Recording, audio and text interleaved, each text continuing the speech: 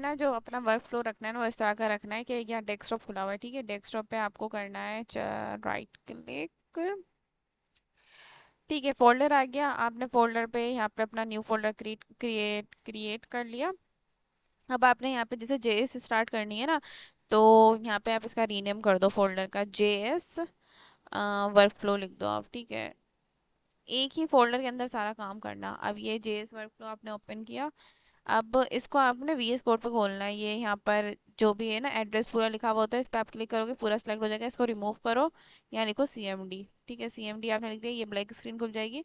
इसमें आप लिखो कोड स्पेस डॉट, ये आप टाइप करोगे जैसे ही, तो ये आपका खोल जाएगा फोल्डर वीएस कोड पे, ठीक है। वीएस कोड पे इस तरह से आप फोल्डर कोई भी ओपन कर सकते हो।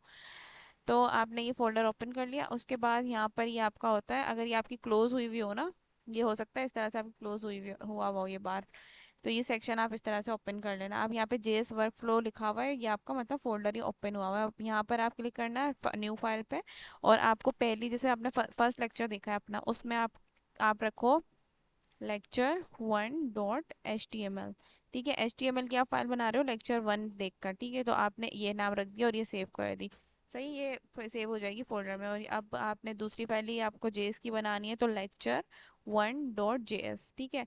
ये आपके पास दोनों फाइल्स आ गई, lecture1 आपकी HTML की, lecture1 आपकी JS फाइल आ गई। अब इसके अलावा आप अगर lecture2 देखते हो तो कभी भी ऐसे नहीं करना कि ये रिमूव कर दो आप, मतलब कोड आप जो मुझे बता रहे थे कि आपने वो रिमूव कर दिया, वो ऐसे रिमूव नहीं करना होता, वो आपको रखना होता है। भले वो गलत भी है, रन नहीं हो रहा, जो भी मसला है, आपको कोड रखना होता है। सेकंड, आप न्यू फाइल पे जाओगे, अगर आपने सेकंड लेक्चर देखा है तो आप यहाँ पे लिखो lecture2.html। अब इसको वापस से लिंक कर दो, क्योंकि सेम तो कोड कोड तो सेम ही है ना HTML का।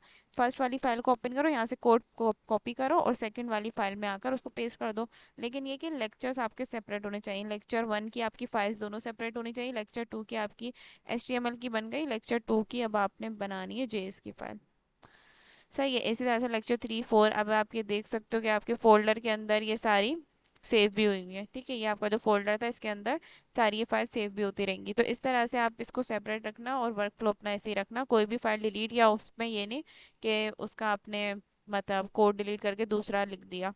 इस तरह से हर लेक्चर की फाइल्स डिफरेंट होनी होनी चाहिए।